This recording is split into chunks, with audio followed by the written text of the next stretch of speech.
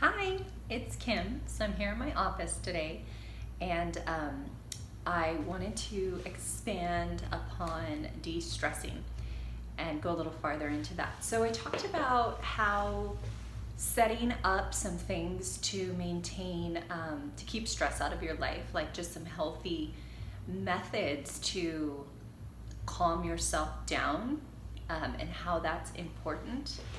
So I thought what's really cool, I listened to something this morning and it really expanded my mind as to what was going on.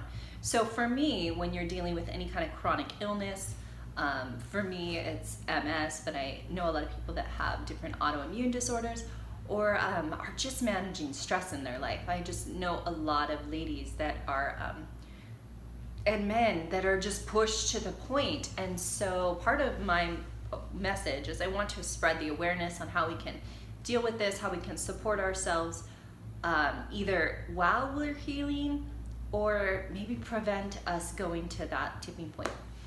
So I talked a little bit about some ways to maintain a little bit more balance, some tips and tricks that I like and use to de-stress.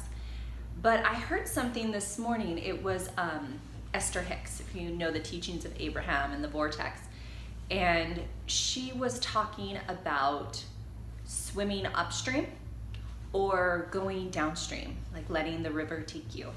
And it's really hard to go upstream and it's much easier to let the river take you. And she used it actually in reference to chronic illness. If someone is searching and looking for this miracle cure, it's so much different than realizing that the cure is already there and it's already within you. And so I know this is a little esoteric, but to me, it really lined up with creating this lifestyle. Like, we're sick, we're stressed out, we've gone too far for a reason. So it totally makes sense that before we can address any of that, we have to start living our best lifestyle. So these tips of just caring for yourself, allowing yourself time, yoga, like those are the things that I needed to do to instill my best life, to start living the life that I need to live just to like be my best self, to feel like I'm living my full potential, to be what my heart is telling me I need to do just to be a productive human being. So I thought that was really cool, and I just thought it made so much sense that that is where any healing has to start, is just coming back to a place of balance. Like, how are we gonna live? What feels good? Okay, this is the lifestyle I wanna live. Let's move forward as on our healing journey, which is a little bit different than I'm gonna find,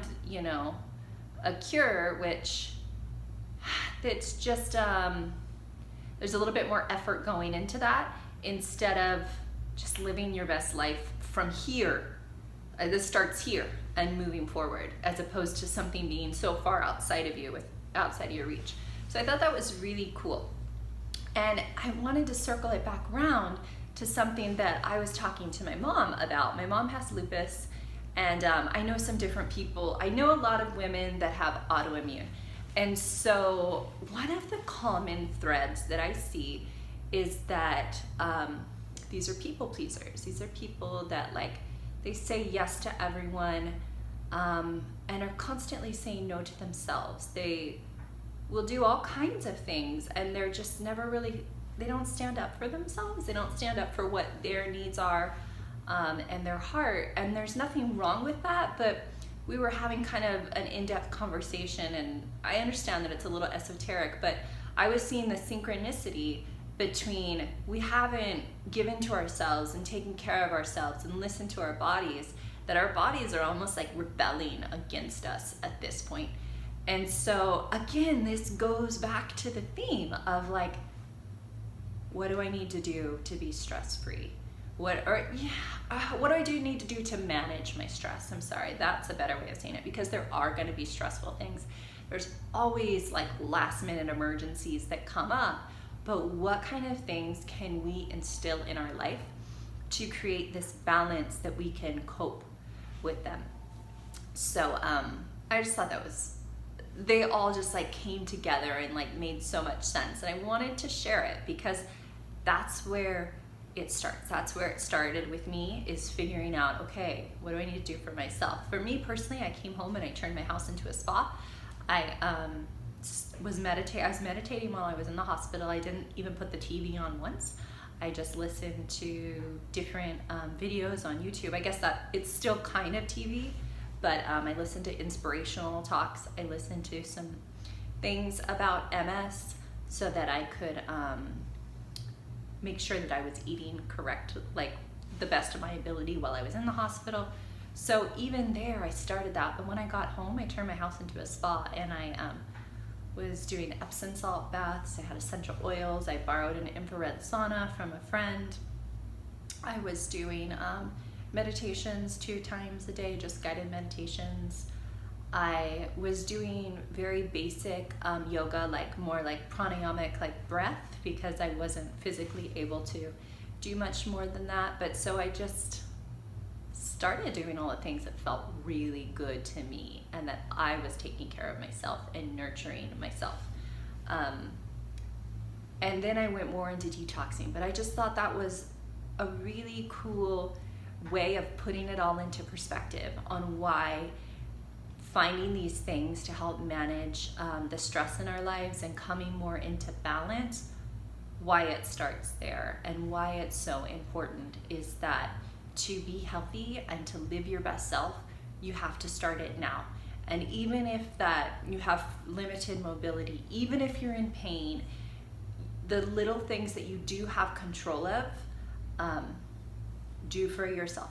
Make the decisions for yourself. Be your own advocate. And that comes back to the conversation with my mom. I think we weren't being our own advocate. We were letting other people's needs take precedence over our own, and we're at a point where our body isn't letting that happen anymore. It's almost like it stepped in and derailed us because we need to learn this lesson. And it goes back to what I tell my clients. How can you take care of someone else if you don't take care of yourself? They always say, like, you know, fill your cup up first. When you're on a plane, they say put the oxygen mask on yourself first before you can help anyone else. And it's that same thing. We've been taking care of others, we've been doing things, and we've put ourselves on the back burner. That can't happen anymore. And that does still mean that you can care for others, but with respect to yourself, your body, and your needs. That's where it needs to start. So I wanted to share that because I saw all these things like came together, and I wanted to share them because that's been a really deep part of my healing process. And my journey is listening to myself, listening to the signs and the things that come into my awareness, the things that feel profound, like those messages, and letting them guide me, whether it's a yes or a no. Some things you're like, oh my gosh, yes, I need that. And some things someone maybe suggests, and you can feel that it's not right for you, and you just love them. Like, oh my gosh, like, thank you so much for showing up and caring for me. And I so appreciate you sharing this with me. And then, quietly know that, okay, that's there. That's not for me at this time, but I'm going to put it like in a side pocket because I don't know, but just listening to those messages, listening to that inner guidance, and all of that kind of just like syncs right up, and know that you don't have to swim upstream. Go ahead and let the river take you. And that means being in yourself, being in alignment with what you need, following your heart's desires, and establishing those simple practices to manage your stress. Hopefully I didn't go too much on a tangent here. I want to move on to like detoxification, but that all came together in such a beautiful way that I was really inspired to share it. So, all right. Thank you for listening. Love you guys. Happy healing.